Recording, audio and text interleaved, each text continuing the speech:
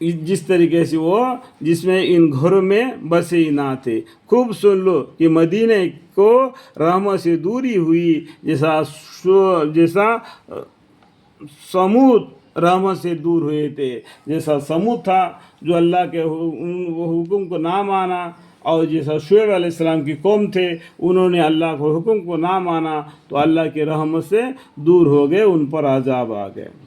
और हमने मूसा अलैहिस्सलाम को अपने मोअज़्ज़ात और दलीलें रोशन देकर फ़िरौन और उसके सरदारों के पास भेजा। तो फ़िरौन का किस्सा है।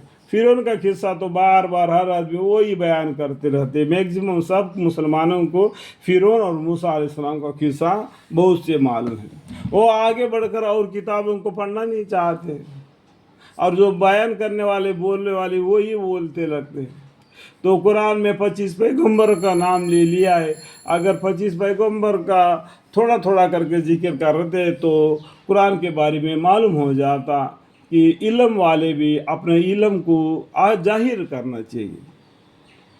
तो कम इल्म वाला कम इल्म को जाहिर करता है, ज़्यादा इल्म वाला ज़्यादा इल्म को जाहिर करता है।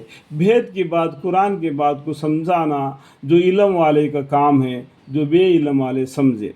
इस बात को समझना चाहिए। जितने भी जो इल्म वाले जो लोग बयान करने का मौका मिलता है, वो सोचना चाहिए कि ये जो भली भली बातें हैं, मैक्सिमम बातें हैं जो आपस में एक दूसरे को मालूम है, वो तो मालूम है, तो वही मालूम है चीज़ को ये भी वही मालूम करते रहेगा तो अभी क्या हो गया कि वही बात है, यही बात है, वही बात है।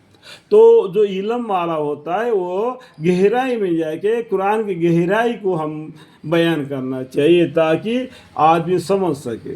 तो 25 पैगम्बर का किस्सा है। कुछ अल्लाह ताला ने हिदायत के लिए मिसालें बयान किए, वो बोलना चाहिए।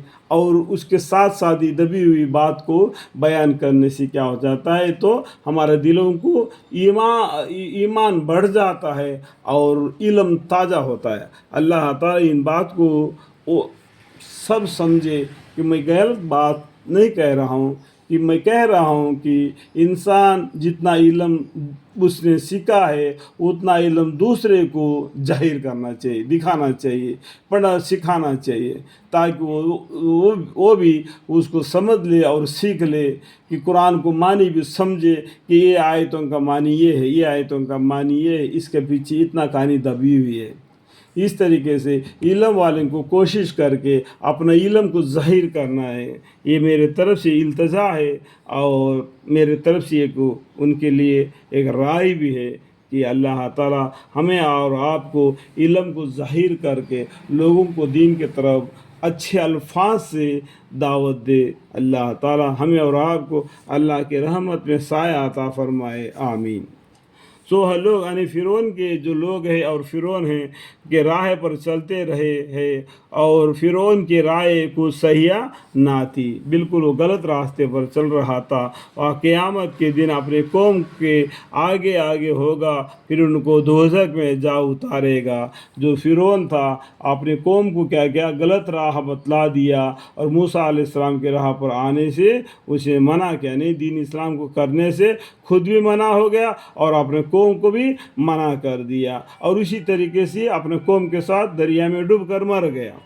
ये और आगे बढ़कर और कल क़यामत के दिन भी ये आगे आगे पूरे उनके कौम को जहन्नम में जा उतारेगा। और वह बहुत ही बुरी जगह है जहन्नम, जो उतारने की जिसमें ये लोग उतारे जाएंगे। अल्लाहुम्मा अग़फ़िर ली।